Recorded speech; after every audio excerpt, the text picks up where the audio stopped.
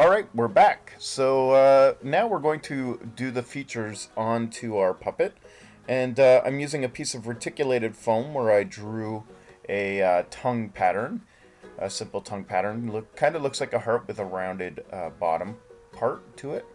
And I simply cut it out using a razor, and then with a pair of scissors just trim down the tongue to get rid of the black marker marks, as well as just to trim it up and make it look a little bit nicer and smoother.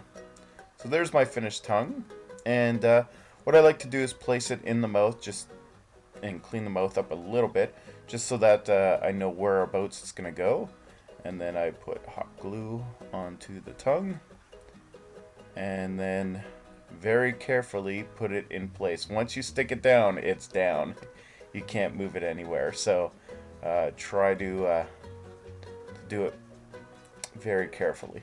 Now, once that tongue is glued down, I like to get a black magic marker and just draw a line from the top of the tongue where the two halves meet, and about halfway down I'm just drawing the lines straight down just to make it more look like a tongue. If you can't get a hold of reticulated foam, there's also flat foam you can buy at a dollar store, and simply do the same thing. You just draw your tongue onto the foam using a pair of scissors or a razor. Just cut out the tongue, and I like to go on the inside of the black line that I just drew, so that cleaning it up is a little bit easier. You won't have black around.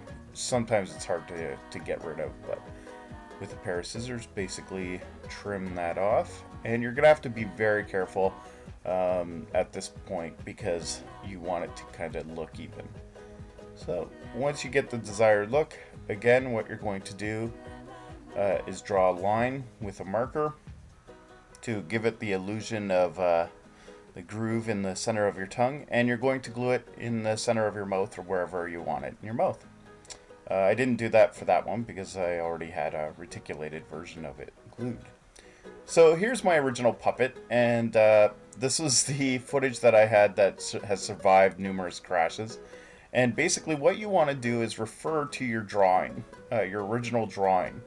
And I've made eyes here, and I'm going to place the eyes on my puppet. So basically I grab a dog brush, and I like to comb out the fur a little bit flat, get rid of some of the seams if there are any. A dog brush is great for that. And what I'm going to do is position the eyes and place a pin in the center of where I want those eyes to go.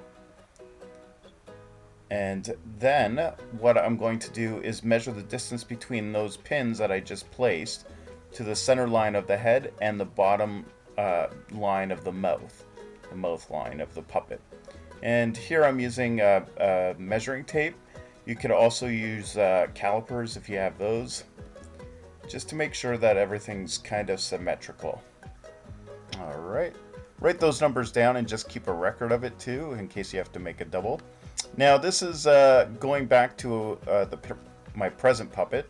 Now that you've placed the eyes where you want them, you want to trim down the fur to kind of the base of the fabric. If you glue it on long fur, the eyes or whatever you're gluing on top of the fur is just going to move. They're not going to be stable. So you'll want to trim that right down. I use a little bit of discretion in where I cut and that sort of thing. So it's a little bit of practice, but take your time on this. Don't just start hacking away and cutting big chunks out of your fur. And now that I have the space, we're going to go to the next episode to glue down your eyes. If you have any questions, email me at tom@thecreatureworks.ca.